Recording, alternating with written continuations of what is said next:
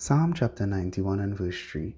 Surely he shall deliver thee from the snare of the fowler and from the noisome pestilence. The snare of the fowler is the snare of the enemy, that is, the devil. And his snare is the snare of death. Proverbs chapter 14 and verse 27 lets us know that the snare of the fowler is death. That's his power. And by virtue of our sin, he was able to exercise that power. But the psalmist speaks of our deliverance coming from God. Surely he, God, shall deliver us from the snare.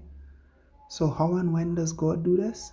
We go to the book of Hebrews chapter 2 verses 14 and 15 and we see what Jesus did when it says, Forasmuch then as the children are partakers of flesh and blood, he also himself likewise took part of the same, that through death he might destroy him that had the power of death, that is, the devil, and deliver them who through fear of death were all their lifetime subject to bondage. When you and I stepped into Christ, when we put our faith in Christ, he, through the work of the cross, delivered us from the snare of the fowler. That is, he delivered us from the snare of